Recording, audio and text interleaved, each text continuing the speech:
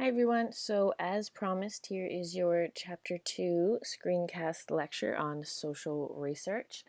I'm going to be posting more specifics about due dates and everything you need to know on the DC Connect newsfeed so that everyone's on the same page about what's going on and all that sort of stuff. So I'm pretty much going to just jump right into the chapter. But before that, I'm just going to point out to you our content section. Chapter 2, Social Research. This is where you're going to be able to find your checklist and everything that's going on this week, which will be obviously reviewing this video and the PowerPoints, starting the matching game, the research methodology and ethics article, which will release its associated quiz for 2% mission task marks, and then that will release your 5% Chapter 2 sociological research quiz to sum up the week. Okay, and keep in mind that the additional resources, especially for you guys who are new, can be really helpful because there is a chapter summary, flashcards, practice quiz, just to kind of reinforce everything. And again, all the additional resources stuff is totally optional, but again, can really help you in terms of getting adjusted to the course and all that sort of stuff. All right, so that is that. Actually, I'll just show you what that article is going to look like since I'm in Firefox and it won't actually work for me right now. So this is your Lenses article for the week on this topic, and I kind of showed you this in one of our first classes about these articles. You have to click on each of the colors and make sure that you're reading all those boxes because obviously the content that's in those boxes is going to be what is on its associated little 2% quiz. So there you go. Again, that's going to reinforce the sociological lenses this week as well. So keeping that stuff in mind from Chapter 1. Alrighty, here we go. Back to the beginning of our PowerPoint. Alright, so we're technically on week 3, Chapter 2, Sociological Research. How do we learn about society and social behavior? And this little cartoon just says, the latest polls tell us that more of you find television your most dependable source of the news. So pull up a chair, throw away that newspaper, and I'll fill you in. And this is basically satirizing the fact that we need to, be aware of where we're getting our information from, pull from a variety of different sources in order to get the most accurate, reliable information. All right, so if we were in class right now, I would be checking with you about whether you had any questions and recapping our theoretical perspectives from our first 2 weeks, because again, we're going to be going over them almost every week. So the conflict perspective, feminist perspective, functionalist, interactionist perspective. So just making sure you're aware of the basics of those. If you had any trouble with quiz 1 or if you're having questions about it, please let me know. And again, I can point you to some additional resources if you need some extra support. So here's our agenda for Chapter 2. Basically what we're going to be doing is talking about, obviously, research methods, the scientific method and the 6 steps that are involved in that, and just sort of flesh them out. This is kind of the long way of saying it, so you can read over this agenda. You can pause this video right now. I'm not going to read it out loud for you. But again, in summary, it's basically social methods and the scientific method. There's a little video here as well. It's on Alfred Kinsey, who is a pioneering sociologist or social psychologist that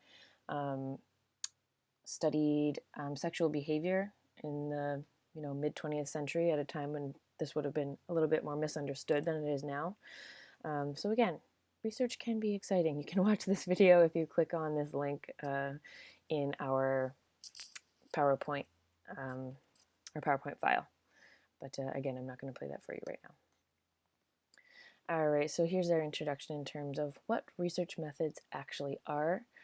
So research methods are the scientific procedures that sociologists use to conduct research and develop knowledge about a particular topic. So whatever topic we're talking about in our course, whether it's culture, the family, socialization, race and ethnicity, deviance, all these different topics have lots of different subtopics. And we need to find out all the specifics and study them in a way that makes them accurate and reliable. And that's what research methods do for us. So when we have questions and we need to find answers, it's really important, especially to make it valid, that we link theory to our research. So I have a theory about, this XYZ, and now I need to research to find out more about it and to make it valid. And also, research does help us understand how conclusions that we all sort of understand are reached. So we talked in our first few weeks about, the common assumption that women talk more than men, which actually, if we did research, isn't exactly true because both genders talk at about the same rate. And this other, statement we're seeing here on the screen, that more education equals more income, a lot of us would assume that to be true, but we might want to do some more specific research about it in terms of the components that are going into that conclusion. So one of the most important things to point off right off the bat about research methods is the concept of objectivity. And again, we kind of reinforce this in chapter 1 and in some of our discussions as well, because it's important to note that it's, essential to be able to look at things with objectivity, that is without personal biases or prejudices influencing what you're seeing as a sociologist or the results of your study, because we want to see things as they are and how the subjects of our studies are perceiving things rather than the way we want them to be as researchers. So something that relates to this is that Max Weber applied the term Verstehen, which means understanding the meaning or actions from the actor's point of view. So he argued that sociologists need to try to understand other people's behavior by listening to what these people are actually saying about their own behavior, because that's going to give us the most true and accurate results rather than imparting, what we think should be happening. And our discussion question here is it possible for sociologists to be objective when conducting research? It is to an extent, because when we're doing research, we want to acknowledge our own social positions, our own aspects of our identity that might skew how we interpret results. But it's not necessarily 100% possible in all circumstances for everybody to always be objective. The most important thing is just being aware of how your own perspective might influence how you view your subjects or your research. So the 6 steps of social research. These are probably going to start sounding a little bit familiar to you.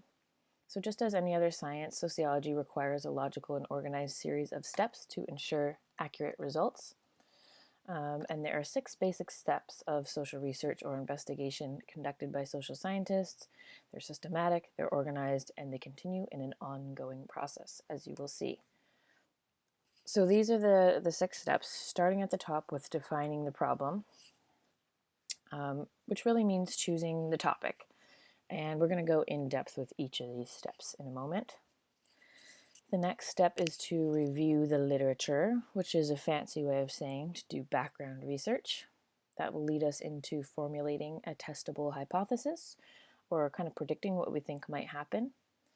Then, in order to test this, you need to select a research design to collect your data. So either a survey, observations, experiments, or by analyzing existing sources. Then once you have that data, you're going to analyze it in order to develop a conclusion. And as you can see, it kind of rounds back out to the top there with this concept of sharing and publishing results that, spur ideas for further research. So just because we finished our sociological study doesn't mean that that's, closes the book on that topic. It really just means that it raises new questions in an ongoing cycle of investigation. So what I'm going to do right now is actually play you a little video that's going to talk a little bit about topic choice and some of the components that are coming up as we go through the scientific method, and it's going to give us a good example to pull through. So here's our video.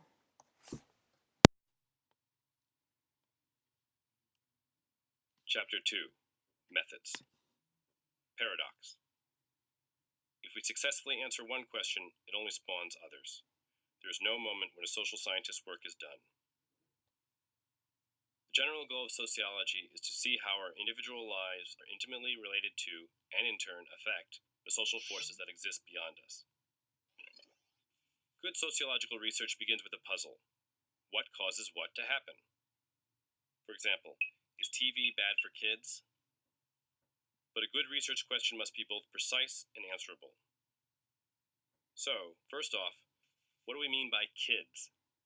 What age range are we talking about? And how about TV? How much television? And does it depend on what we're watching? Even the word is can be up for grabs. As in today, have the effects changed over time? And what do we mean by bad? For health, for grades and test scores, for happiness? The catch is that once we have an answer to a more precise question, it only raises more questions. So, if we conclude that yes, watching network TV for more than an hour a day lowers the grade point average of middle school students in the US today, we may ask why? What would they be doing if they weren't watching TV? That is, how do we know that the observed association is causal and that, for example, poor grades are not driving kids to watch TV as solace? Do our findings extend to older students? Does TV affect IQ or just the ability to focus? And so on. As you can see, the process is never finished. This doesn't make research easy, so we as sociologists must try to inch our way slowly toward finding the answers, even if they only raise more questions. A social scientist's work is never done.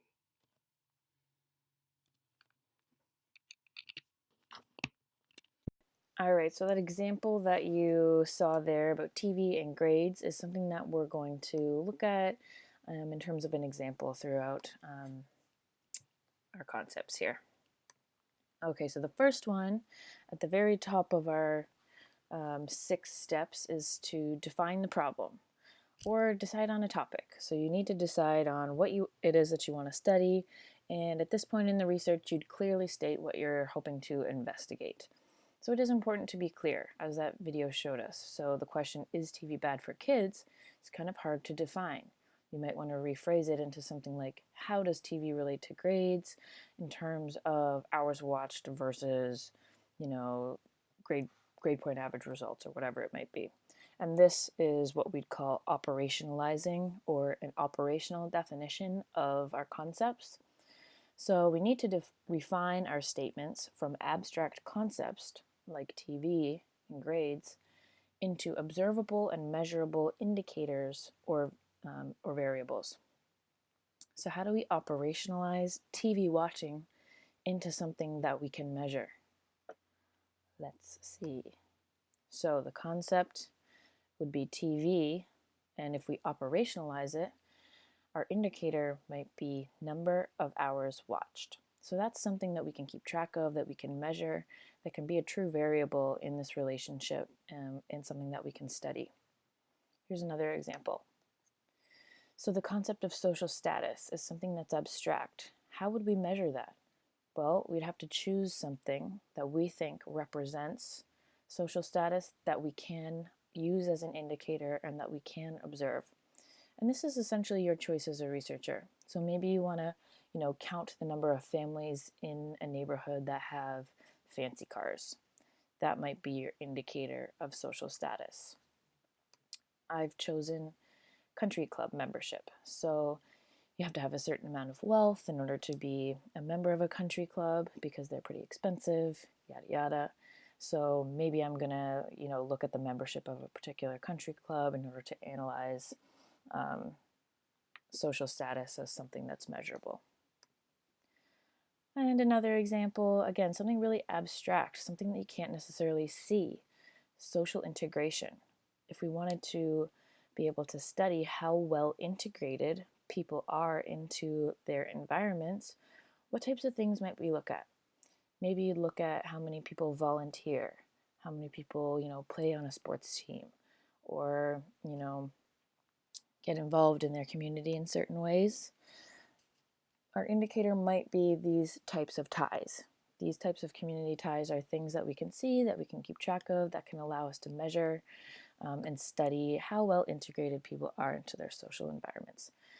So overall, this concept of operationalizing, or an operational definition, turns something that's abstract that you can't necessarily see or measure into an indicator that allows us to do that. And with sociology and our whole social world being really abstract, it's important for us to be able to do this as researchers. All right, one more little practice. How might we operationalize religiosity, which means how religious someone is? So think about that for a second. There's lots of different options. If we wanted to measure or be able to observe how religious someone is, what types of things might we look at?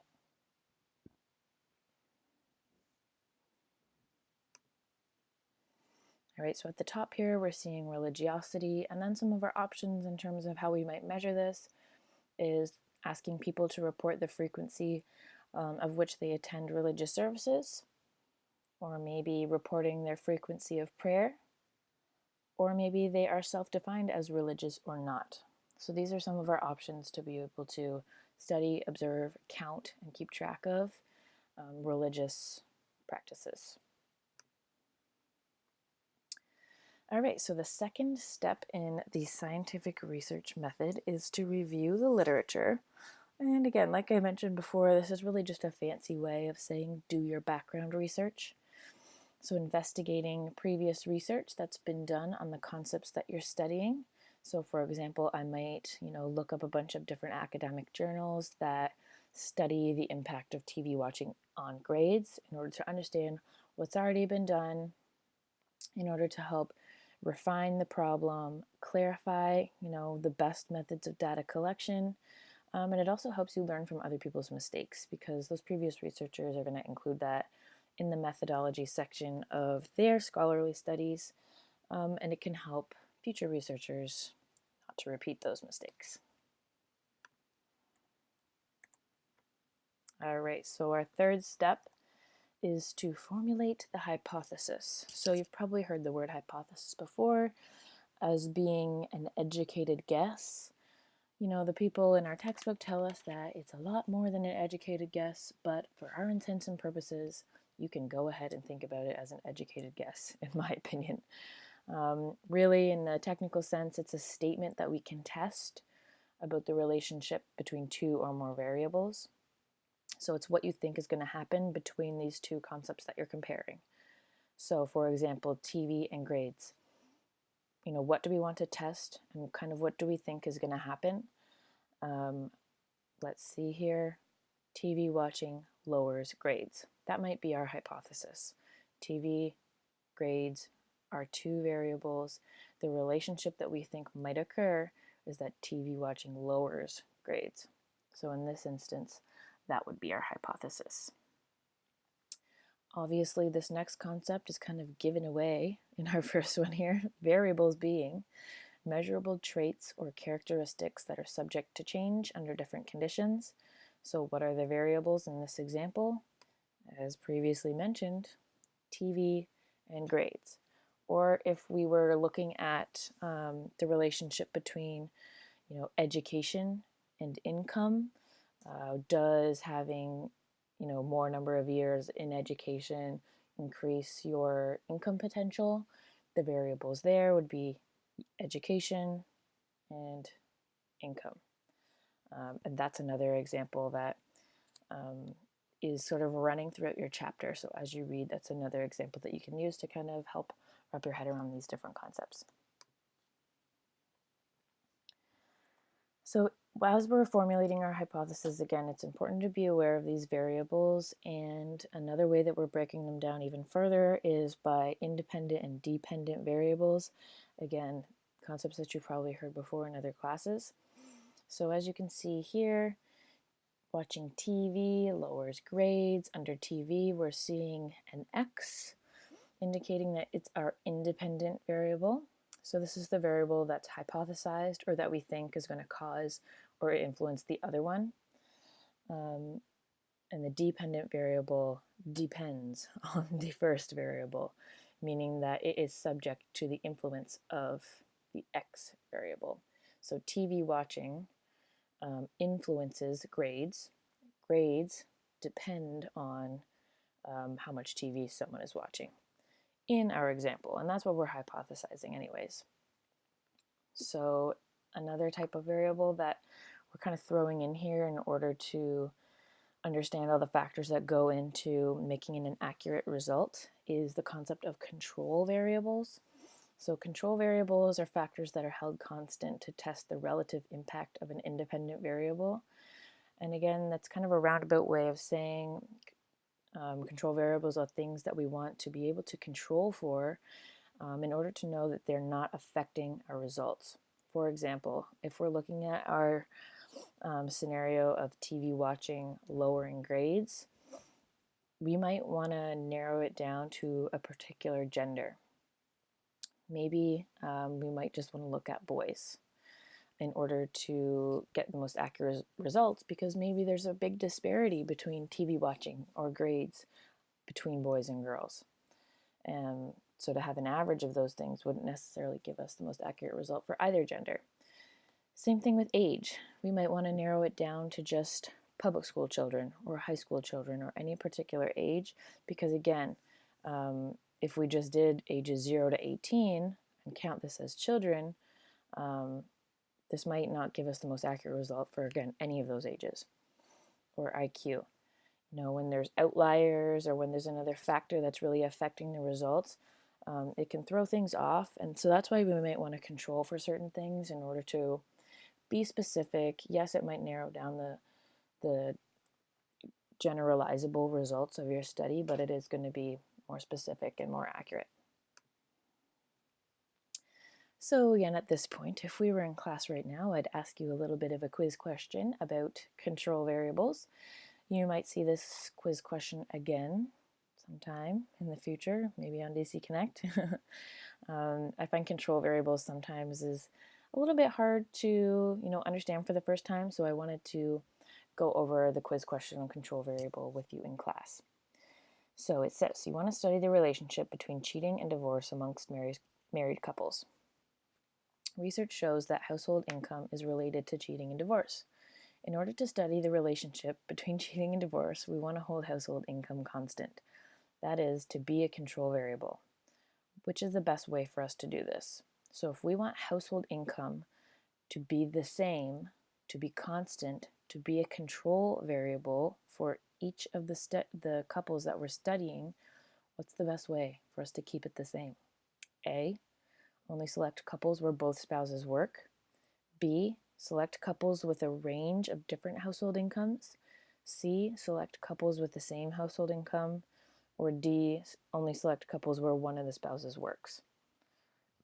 So just think about that for a second in terms of what you think the answer is.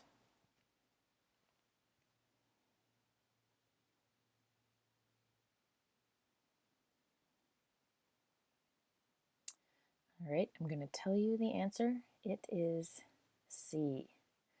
Select couples with the same household income. So if we want to hold household income constant, for it to be the same for all the couples that we're studying, obviously you're going to want to select couples with the same household income. So all of the couples in the study that you're looking at are going to all make $50,000 a year, or whatever it is.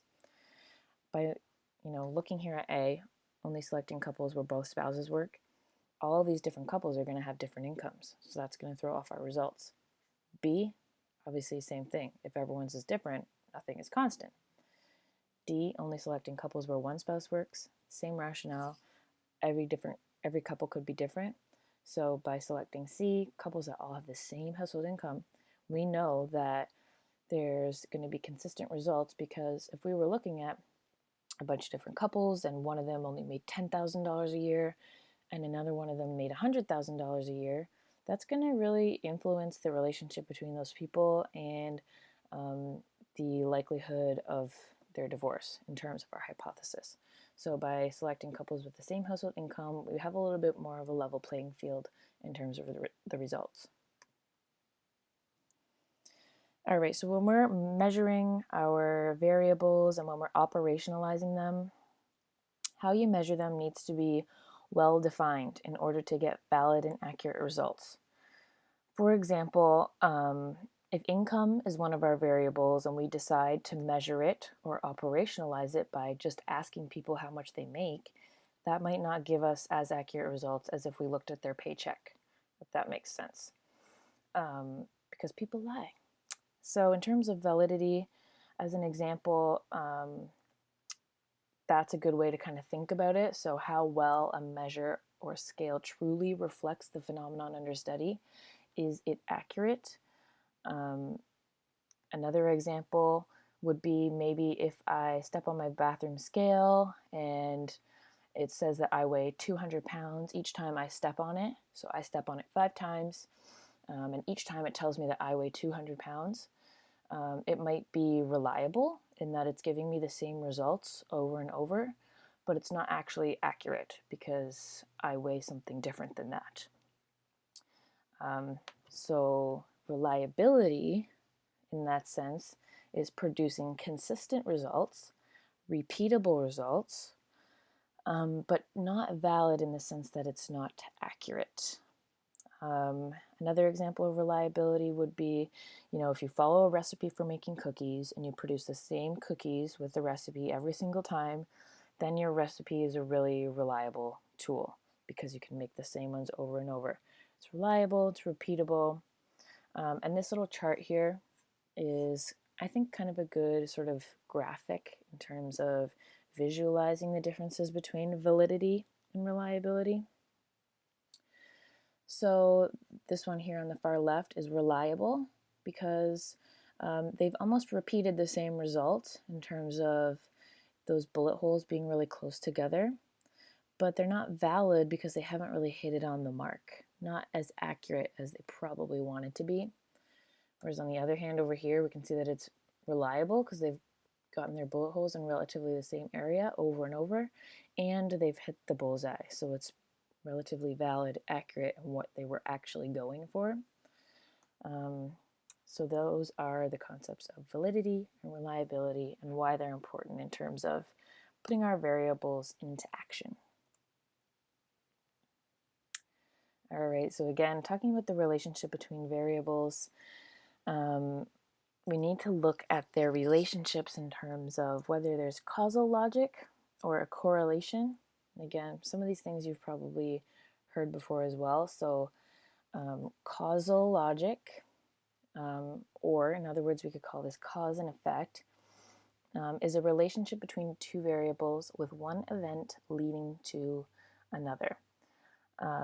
So here we see a light switch, and that causes the light bulb to turn on. Another example of causal logic would be time spent studying for a test may result in a higher grade. So that's a causal relationship. More years studying causes you, or more time studying causes you to do well, better on an exam. The next thing that we're going to look at here that's sort of similar, and stay with me here because we're going to kind of flesh them out, is correlation. Correlation, on the other hand, looks at likelihood rather than a direct cause. So correlation is a relationship between two variables in which a change in one coincides, but isn't necessarily caused by a change in the other.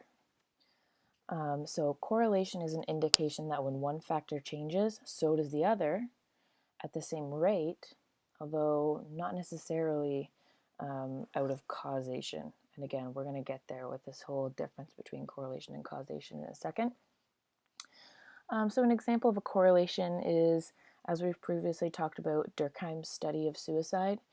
He identified several factors such as religion, sex, marital status that are correlated to higher likelihood of committing suicide. However, none of these factors necessarily directly cause people to commit suicide. And our correlations can be either positive, both moving in an upwards direction together, or negative, one of them's moving downwards, or spurious, which again, we're going to get to spurious in a second. So another example of correlation is that people who smoke are more likely to develop cancer than non-smokers.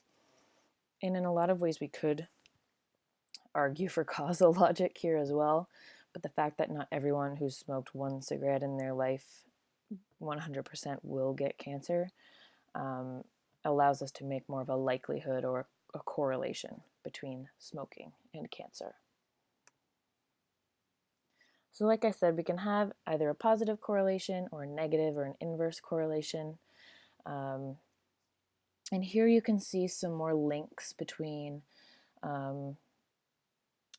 X variables, Y variables, and some causal logic going on there. So level of educational degree causes people to have a higher level of income, or degree or lack of integration into society increases or has a direct relationship on the likelihood of suicide. So these are just some more examples that you can kind of go through in order to think more about the relationship between causation and variables. So like I mentioned, correlation doesn't always equal causation. So just looking down here at spurious correlation, the relationship itself might have underlying causes. So if I asked you, or if I told you that height and income are positively correlated, the taller you are, the more money that you make. These two variables correlate positively at the same rate. That might raise questions for you. Why do taller people make more money? What's the relationship? Does being tall cause you to make more money? No. It's influenced by a third variable, and this is what makes it spurious. So this third variable, which is gender, causes people to make more money rather than height itself. This, in other words, men make more money than women. Men tend to be taller than women, and that's why we see the connection between height and income correlating at the same rate, but height doesn't cause people to make more money. Another example of that is ice cream and a murder. So ice cream consumption and murder rates tend to correlate positively. So when ice cream sales go up, murder rates also go up. Does ice cream turn people into murderers? Do, murderers go out and eat ice cream after they kill? No, not necessarily. There's no causal relationship between these two variables. Think for a second about what the third factor is that might cause both of these variables to rise at the same rate. If you thought weather, then you're correct. So during the summertime, people tend to eat more ice cream, and during the summertime, murder rates tend to go up. So this is a spurious correlation. There's no causation. There's a third factor that's influencing what's going on in that relationship. You may or may not see a correlation causation question on your quiz that has something to do with Christmas trees and their spuriousness. Hint, hint. All right, so again, if we were in class, I'd do a little bit of a review question here on correlation. And the quiz questions really aren't going to trick you. I wanted to do this one for you in class again because you'll probably see it on your quiz, and because this can be a little bit of a muddy concept in terms of differentiating between correlation and causation, I wanted to just kind of put it out there for you so we can do it together. A correlation exists when A, one variable causes something to occur in another variable. B, two or more variables coincide with a change in another variable. C, a change in one variable coincides with a change in another variable. Or D, a negative relationship exists between two variables. I'll just give you a second to think about that.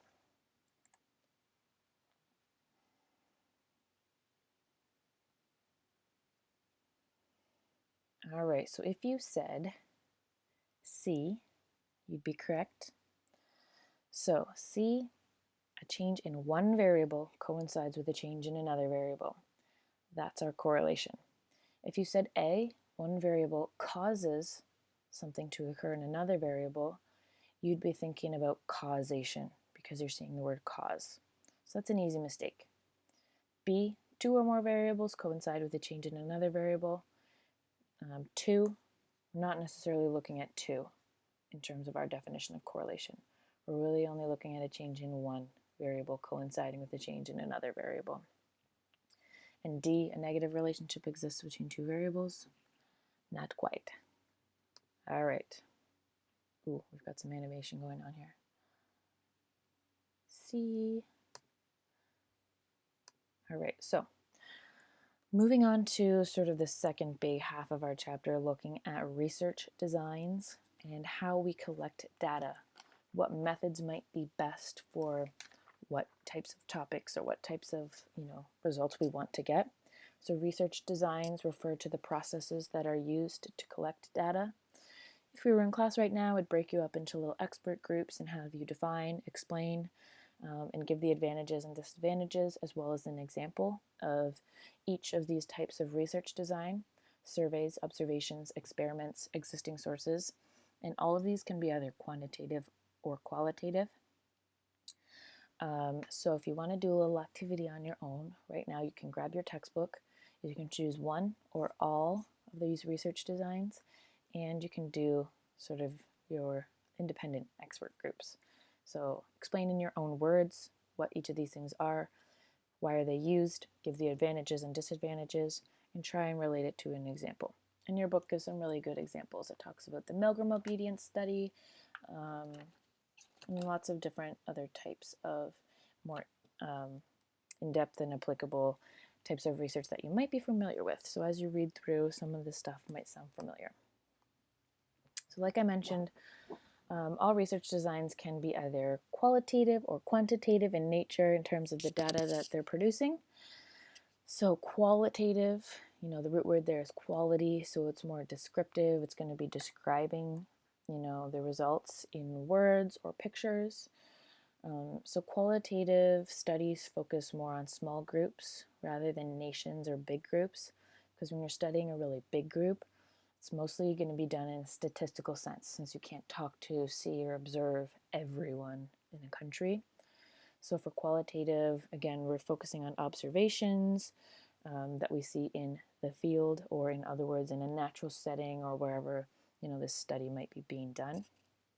Quantitative, on the other hand, as I'm sure you're familiar with, the root word there is quantity, meaning numbers or numerical data and statistics. Really good for studying big groups in order to make conclusions. And some of the things that you're learning about here in the quantitative section that, again, I'm sure you're already, at least vaguely familiar with, are the ideas of midpoints, such as mean, median, and mode. You're not going to be asked to use these on your quiz, just to know vaguely what they are. So the mean is the average. So when you add up a series of numbers and divide by the number of numbers, that's your average and that's your mean. The median is a midpoint in the series. So finding the middle in a set of numbers, circling that number, that being your median. And the mode is the most common value in the series of your results. So the number that's repeated the most amount of time is your mode. Using both qualitative and quantitative investigations into your study is going to allow you to triangulate. So triangulation is the process of using multiple approaches in order to study something. So for example, if you're looking at CD sales and conducting interviews with consumers, that's going to give you the qualitative side. And if you're collecting statistics on the amount of people from whatever demographic it might be buying these CDs, that's going to allow you to get quantitative data. So the strengths and weaknesses of each approach kind of compensate for each other. All right, so the first research design that we're looking at is surveys. So there are two types of surveys. And in surveys, respondents are asked to answer questions that tell us about how they think and act. So the two types of surveys that we're going to look at are questionnaires and interviews. So both of these types of surveys have people answer questions and tell us what they think about certain stuff. So questionnaires, obviously a subject would fill in a form. Maybe it might be multiple choice, done on paper, probably anonymous. On the other hand, with interviews, obviously they're done either face-to-face or on the telephone, where two people are actually sitting down and talking to each other. And there are advantages and disadvantages of both of these things. So some of the advantages are that with a questionnaire, you can gather a lot of data from a lot of different people. You can send out a questionnaire on the internet or by mail and have tons of people answer it. And this can also be really cost effective because it doesn't take that much time for the researcher. And it's good because if you're collecting personal information or things that people might be shy to disclose, They're probably more likely to do that on a questionnaire rather than an interview because it's less personal and less face-to-face. However, interviews can be really, really in depth. So if the interviewer asks a question and the respondent answers it, if the interviewer wants to know more, they can prompt them to clarify or to expand on their answer, and that can allow for really detailed information.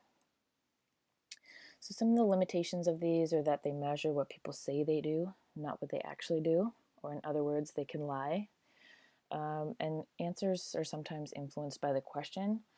So when you're doing a questionnaire or when you're asking questions in an interview, you have to be really clear with what it is that the question is, because if it's worded strangely, especially with a questionnaire, the respondent can't really ask for a clarification. So they might give an answer that is, not exactly what the researcher was trying to uncover, if that makes sense. Oops, what have I got here? Here we go. Next slide. All right, so when we're doing surveys, so asking a whole bunch of people questions about what they think, you can't, like I mentioned before, go out and ask every single person in the population. So we need to select a sample. A sample is a selection from a larger population that is statistically representative of that population. So with a country like Canada, we've got millions of people. It would take too much time, energy to make sure that every single person got a survey, answered it, blah, blah, blah, blah, blah. But what we want to do is ask maybe 1,000 people. And by doing a random sample, this occurs when every member of an entire population has the same chance of being selected for the study. That'll allow us to get more of a representative sample in terms of demographics, age, race, ability, orientation, marital status, all that sort of stuff. If you just ask people that are close to you, that would be a convenience sample because it's not random. So convenience samples are just, the sample of people that are available to the researcher at a particular time. So if I came into class one day and asked you guys to fill out a survey, and then I took the results and I wanted to generalize it to the entire population of Canada, that wouldn't be accurate because in Durham College we represent a particular demographic, and it wouldn't have given everyone in our generalizable sample the same chance of being asked to participate. So that means that our sample would suffer from bias, with the likelihood that a non-representative sample has led to inaccurate results. And it would be the same thing if you were asking, say, the people on your Facebook list to answer a survey for you. You couldn't go out and generalize the results of that survey to all of Canada. You couldn't say that those results apply to our whole population because not everyone in that population had the same chance of being studied, because I imagine that you're not friends with every single person in Canada, unless you're really cool. All right, the next one that we're going to look at, so we've looked at surveys, now we're going to look at experiments. With experiments, the researcher controls all the variables in order to test very specific causes and effects. So obviously this is premeditated, and this is one of the advantages, is that the researcher has a lot of control over each of the variables and can kind of manipulate them as they will. It really reduces the influence of outside influences. If you're familiar with the Stanley-Milgram conformity experiment, it's also detailed a little bit more thoroughly on page 37, and in our PowerPoint slides you can go and click on this little movie icon right there and it'll show you an interesting video. If you've taken psych before, you've probably heard about it. With the Milgram obedience study, Stanley Milgram wanted to test how obedient people are to a perceived superior in order to kind of better understand the Holocaust. So he told people that they were going to be, asking people questions, and if they got it wrong, they'd have to shock them, and if they got it right, then they wouldn't. And he actually found out that a lot of people, when they were told to keep on shocking the subjects, they did, just because they simply wanted to obey authority. So because they set this up, they had it in a controlled environment, this is an example of an experiment. Obviously, the limitations are very much hindered by ethical concerns over manipulating people. And something like the Milgram study would never be repeated again now because um, of the harm that it would have caused psychologically for people to have thought that they maybe killed someone.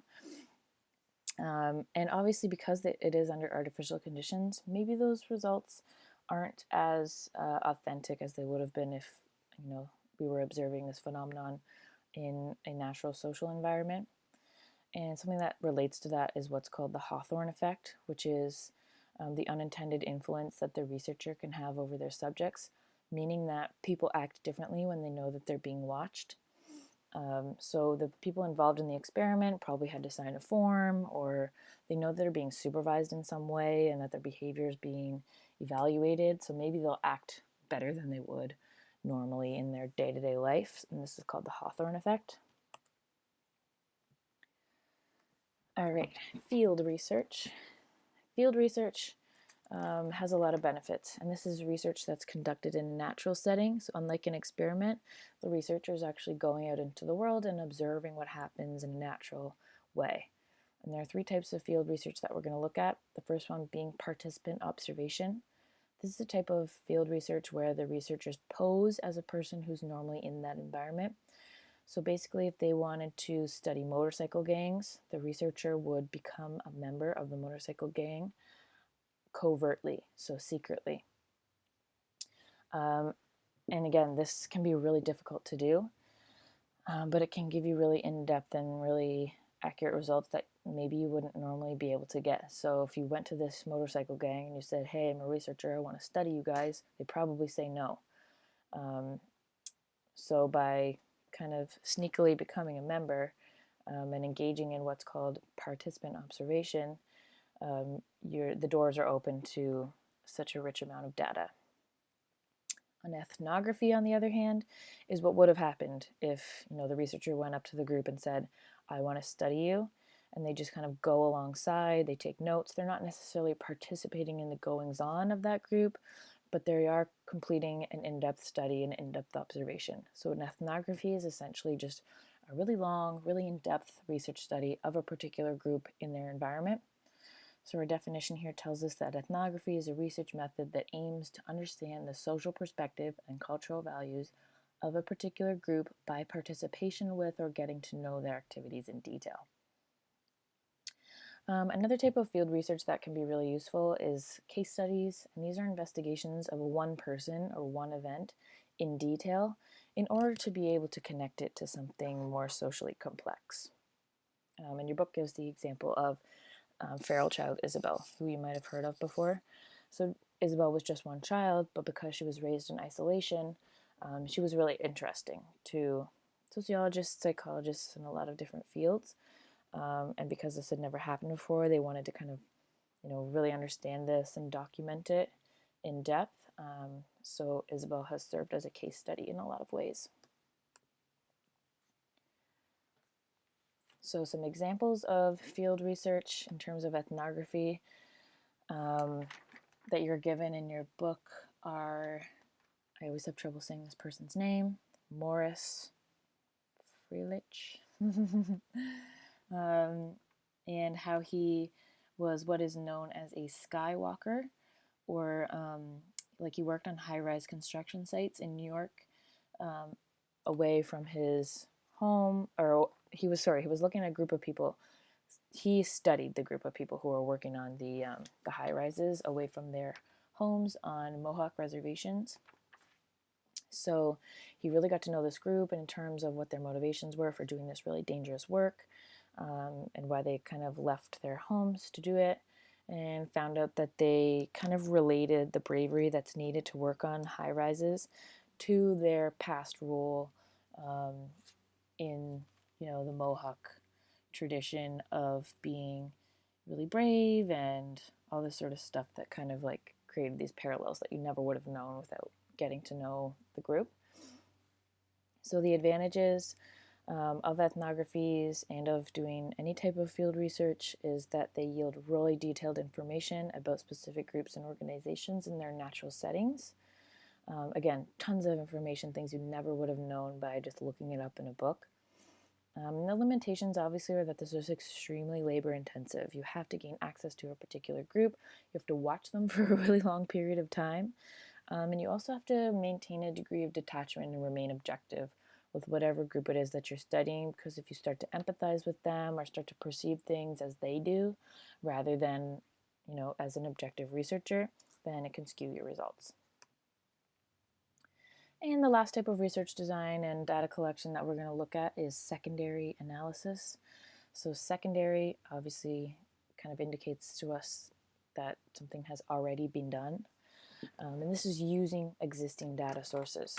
So a lot of examples here of existing data sources, such as the General Social Survey, anything done by StatsCan, TV, books, magazines, scholarly journals, all of these things that already exist that you can look up and find information in, exemplify secondary analysis to us.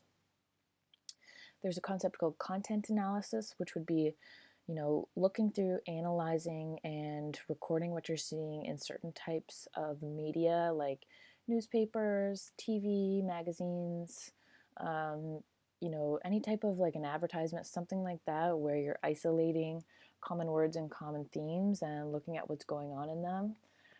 For example, I might do a content analysis on children's books, and I might be coding and looking for words that signify gender. And then I might analyze, all these different representations of gender in children's books as a content analysis or something like that. Another content analysis that is sort of a famous study was done by Irving Goffman, and he looked at representations of women in TV advertisements in the 1950s, and he coded and analyzed, their body language, the phrases that they used, and all that sort of stuff, which really helped, create a critical analysis of the representation of women in TV advertisements in the 50s, and you can kind of imagine what that would have been like. So some of the advantages of using secondary analysis is that it's really cost effective. The data is already there, you're just looking at it. You don't have to collect it, so it reduces time. You're just merely analyzing it for whatever it is you're looking for. And some of the limitations are that, yes, this data has already been collected. It's already been collected for another purpose. So it's not necessarily directly tailored to what you're looking for, which means that it's non-reactive. And that can be a limitation of using secondary analysis. But again, that kind of plays back into some of its advantages as well. The last thing you're going to do after you're finished doing all your research is to analyze your results, tell them what happened, develop a conclusion. So statistical analysis is often used to analyze the results. So the things that we learned about earlier, such as mean, median, and mode, maybe you're creating charts, graphs, tables, etc. And it's also really important to make sense of the data you collect so that others can interpret your results. It can be a part of future literature reviews, and it can continue on this cycle of asking new questions about lots of different topics. Number 6, sharing and publishing your results. So in academia, you'd write a long scholarly paper, you'd want it to be published in a journal. So sharing your results allows others to read and use your findings in their own research. This expands the base of knowledge. And most sociologists adopt the American Sociological Association style. So ASA, another kind of version of APA or MLA. In our class, we're going to be using APA. More on that later. So a lot of you are familiar with the Stanford Prison Experiment, and I did mention the Milgram's Obedience Study. If we had to name the biggest concern from both of these, what would it be? Hopefully, if you are familiar with these things, the answer is jumping out at you, which is ethics. Because yes, they were really influential studies, but they'd never be able to be repeated again because of the potential harm that was done to the subjects. So ethics are a system of values or principles that guide one's behavior. In Canada, there's a document known as the Tri-Council Policy Statement, Ethical Conduct for Research Involving Humans. And this identifies 3 core principles in research ethics. So anytime a researcher wants to do a study, they have to ask for approval from a particular board at their university. And they have to approve it in terms of it not causing harm, et cetera, et cetera. according to principles such as respect for persons, concern for welfare, and justice. And the most important thing about research ethics is that the researcher, has informed consent from all of their subjects. So all the subjects are informed, they know what's going on, and they give their consent, having full knowledge of what's to come. That's the most important thing. In order to avoid ethical dilemmas, it's important that you get the consent of your subjects, hand out a consent form before it begins, knowing that each subject understands the purpose of the study and that they can cease their participation at any time without risk to themselves. All right, so just last off, relating our discussion about research methods to the 4 sociological perspectives. So although the theoretical perspective does not influence the research method, it does influence how one could interpret the data. So we might have a particular set of data on a particular topic, and each sociological perspective would interpret those same results differently and focus on different aspects of it in order to emphasize their particular philosophy. So functionalists would examine how an issue functions or has consequences in the society as a whole, looking at their interrelationship between all the different social institutions. How does this maintain the status quo? Conflict theorists would study how the unequal distribution of goods affects society, the redistribution of power, who's benefiting and who's suffering as a result of, whatever our topic is, whatever the data set was. Symbolic interactionists focus more on how the issue affected people on an individual level, what's going on in terms of stigma, labeling, interactions, symbols, meanings. Again, all of those little micro level behaviors are what a symbolic interactionist would want to look for and interpret from the data.